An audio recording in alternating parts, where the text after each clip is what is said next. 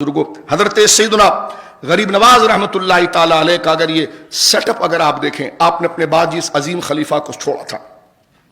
وہ حضرت بختیار کاکی رحمۃ اللہ علیہ، دہلی کی سب سے بڑی خانقاہ یعنی مدرسہ جہاں قرآن کی تعلیم، اخلاق کی تعلیم، نبی کی سنت کی تعلیم، ان کے خلیفہ اجل بنتے اجودن کے علاقہ جس کو آج آپ پاک پتن کہتے ہیں، حضرت بابا فرید رحمۃ اللہ علیہ، اس خطے کا سب سے بڑا مدرسہ یہاں قائم ہوا۔ لوگ جوک در جوک قرآن و سنت کو سیکھنے کے لیے حضرت بابا صاحب کے پاس یہاں پہنچتے تھے۔ خواجہ نظام الدین اولیاء ہے بدایون کے بخاری سید ہیں،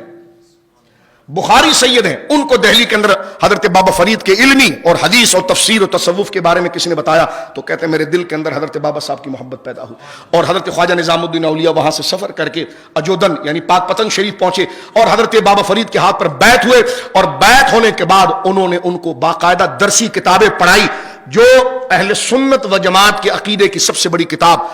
علامہ عبد الشکور سالمی رحمہ اللہ کی کتاب التمہید کہ خلافت کے بارے میں کیسا عقیدہ ہونا چاہیے، ولایت کے بارے میں کیسا عقیدہ ہونا چاہیے، اہل بیت کے بارے میں اہل سنت کے عقیدہ کہ حضرت ابوبکر بلا فصل خلیفہ اول ہیں، افضل سب سے ہیں، پھر حضرت عمر عثمان، یہ سارے عقیدوں کی کتاب حضرت بابا صاحب نے پہلے ان سے قرآن کا امتحان لیا، فرما فلاں سورت مجھے سناؤ، فلاں سورت سناؤ، پھر رک کر کہتے ہاں اس سورت کا ترجمہ مجھے بتاؤ، اس کی تشریح بتاؤ، اچھا فقہ کا یہ مسئلہ ہے تو بعض ائمہ یہ کہتے ہیں فتویٰ کس پر ہوگا، یعنی باقاعدہ اپنے دور کے جید عالم دین بابا صاحب نے جب دیکھا کہ نظام الدین اولیاء علم میں بڑے پختہ رکھتے ہیں اور مضبوط عالم ہیں، اللہ اکبر، تو آپ نے پھر ان کے سر پر خلافت کا تاج سجایا۔ صوفیہ کی گدی یہ مصلی ہوتا تھا، الگ سے کوئی گھر نہیں ہوتا تھا، یہ سارا کانسیپٹ ہی غلط ہے، ان کی گدی ان کا مصلی، جب مصلی گیا تو تصوف بھی گئی، آپ پڑھ کر دیکھیں ان کا مصلی، ان کی گدی یہ مصلی تھا اور ممبر تھا، کیونکہ ممبر رسول اللہ کی امانت ہے، ممبر رسول اللہ کی امانت، دین کے فروغ کا مرکز ممبر ہے، لہذا کسی نے اگر مسجد کو چھوڑ کر اپنا آستانہ بنا لیا وہ پھر طریقت ہی گئی، پھر معاملات ہی خراب ہوئے، پھر الٹے سیدھے سارے کام شروع ہوئے، لیکن جب تک طریقت کا مرکز مسجد رہا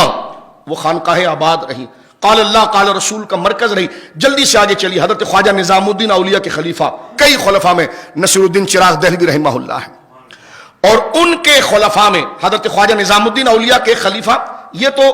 یعنی دہلی، حیدرآباد، دکن، ان علاقوں کے اندر اور ہندوستان کے ان علاقوں کے اندر بڑی بڑی خانقاہیں کھل گئی۔ خانقاہ کا معنی یہ نہیں تھا کہ بلا کر صرف دیکھ سے کھانا کھلائے، نہیں، کھانا کھلانے کا اخلاق ہے، جو بندہ آپ کے پاس، سرکار نے فرمایا کھانا کھلاؤ، کھانا کھلانے میں ایک نیکی ہے، ایک فضیلت ہے، لیکن وہ جگہ کیا تھی، دور دور سے لوگ ان سے درس سننے آتے تھے، کیونکہ بیعت کا معنی ہے شیخ کی صحبت، اس کے پاس بیٹھ کر سمجھا جائے کہ رسول اللہ کیا کہتے تھے، اللہ کیا کہتا ہے، ہم نے کیسا بننا ہے، تنہائی میں کیسا رہنا ہے، ظاہر میں کیسا رہنا ہے، شریعت کے فرائض کیا، یہ بیعت کا تسلسل ہے، جو شیخ کے سامنے بیٹھ کر بندہ اسلام کی تبلیغ لیتا ہے، پھر قرآن پڑھنا نہیں آتا تو شیخ نے جناب بالغان کے لیے الگ مدرسہ لگایا کہ ان کو آپ قرآن پڑھائیے، ان کو آپ قرآن پڑھ کے جب آگے آ گئے تو اب قرآن و سنت کے معنی سمجھانے کے لیے جب ان تمام کتابوں کو پڑھ لیا تو بڑی کتابیں شیخ خود پڑھا رہے ہیں، یہی غوث اعظم کی پوری زندگی رہی ہے۔ ایک جیسے جید عالم ایک مدرسے میں زندگی گزارتا ہے، یہی غریب نواز کی زندگی، یہ بختیار کاکی کی زندگی، یہ حضرت بابا فرید کی زندگی، یہ حضرت خواجہ نظام الدین اولیاء۔ خبر آئی ہے کہ بنگلہ دیش کے اندر کفر اور شرک کا راج ہے، وہاں توحید کی پیغام کو کوئی لے کر نہیں پہنچا، حضرت خواجہ نظام الدین اولیاء نے اپنے خلیفہ حضرت اخی سراج کو اپنے پاس رکھا اور فرمایا کہ جب میرا وصال ہو جائے تو میری لائبریری میں یہ چند قیمتی کتابیں یہ یہاں سے اٹھانا، دہلی کی خانقاہ کو نصیر الدین سنبھالیں گے، آپ یہاں سے اٹھ کر بنگلہ دیش جائیں گے اور بنگلہ دیش میں آپ مرکز قائم کریں گے۔ خواجہ نظام الدین اولیاء میرے آقا محبوب الہی نے جب دہلی میں انتقال کیا، حضرت سرکار شیخ المشائخ اخی سراج وہ کتابیں لے کر پہنچے بنگال میں مدرسہ خانقاہ قائم کی، اور وہاں پر آپ کے ہاتھ پر ایک مرد حق نے بیعت کی جس کا نام تھا علاء الحق پنڈوی علیہ رحمہ۔ وہ عظیم ہستی ہے کہ جن کے ہاتھ پر فیض لینے کے لیے سمنان کا بادشاہ جو سلطنت کو چھوڑ کر اس راستے سے آ کر بنگال کے اندر ان کے ہاتھ پر بیعت کرتا ہے، حضرت مخدوم اشرف جہانگیر سمنانی رحمہ۔ یہ پورا گویا کہ بنگال کا علاقہ ہے۔ میں بات کو بس ختم کر دیتا ہوں 3-4 منٹ کے اندر۔ اگر آپ 18ویں صدی میں آ جائیں، انگریز اس وقت داخل ہو چکا تھا۔ تاتاریوں کا دور کون سا دور تھا کہ جس دور کے اندر حضرت خواجہ غریب نواز اور قریب کے لوگ موجود تھے، اسلام کو اس وقت سہارا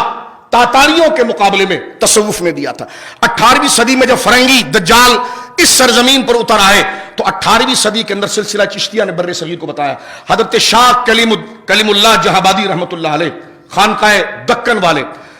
ان کے خلیفہ حضرت شاہ نیاز احمد دہلوی علیہ رحمہ. اب آپ دیکھیں ان کے خلفاء میں حضرت مولانا نظام الدین صاحب، ان کے خلیفاؤں میں حضرت مولانا فخر الدین جن کو فخر پاک کہا جاتا ہے. یہ وہ ہستیاں ہیں جنہوں نے حیدرآباد دکن کے اندر، راول کھنڈ کے اندر، بنگال کے اندر خانقاہیں بنائی. راول کھنڈ کے اندر حضرت شاہ نیاز احمد بریلوی نے جو خانقاہ بنائی، افغانستان کے لوگ وہاں دین پڑھنے آتے تھے. یہ شجرہ پھر راول کھنڈ سے وہاں پر اسلام کی تبلیغ میرے دوستوں بزرگوں پہنچتی ہے. بات کو مختصر کرتے ہیں. حضرت مولانا فخر الدین دہلوی اپنے والد گرامی مولانا نظام الدین صاحب جو حیدرآباد دکن میں ان کی بہت بڑی خانقاہ تھی، دہلی میں خانقاہ بنائی. اور حضرت شاہ ولی اللہ محدث دہلوی ان کے بڑے یار تھے. حضرت مولانا فخر الدین دہلوی رحمہ اللہ امام المحدثین تھے. شاہ عبد العزیز محدث دہلوی کے ٹکر کے عالم تھے. شاہ صاحب نے اپنی کتاب تفسیر عزیزی میں ان کا ذکر کیا ہے. حضرت مولانا فخر الدین دہلوی جن کا لقب سلسلہ چشتیہ میں فخر پاک لیا جاتا ہے، اور ان کا خلیفہ آپ کے اس پاکستان کا ناز حضرت شیخ المشائخ نور محمد ماہروی علیہ رحمہ. نور محمد ماہروی علیہ رحمہ خلیفہ آئے حضرت فخر الدین. پنجاب کی خانقاہ پھر حضرت نور محمد ماہروی نے بنائی. ان کے خلیفہ آئے حضرت سلیمان توسوی رحمۃ اللہ علیہ. ان کے خلیفہ آئے حضرت شمس الدین سیالوی علیہ رحمہ. گویا کہ پنجاب کا یہ خطہ دیکھیں، بنگلہ دیش کا خطہ دیکھیں، اور آپ اندرون ہندوستان کا خطہ دیکھیں، افغانستان کا خطہ دیکھیں، یہاں اسلام کے جو مرکز بنے ہیں وہ چشتی بزرگوں نے بنائے. تو لہٰذا یہ وقت ہے ان کو پڑھنے کا، خراج تحسین پیش کرنے کا. یہی وہ مدارس تھے، یہی وہ خانقاہ تھے جن کی وجہ سے آج ہماری یہ مسجدیں بنی، جس کی وجہ سے آج میں اور آپ مسلمان ہیں.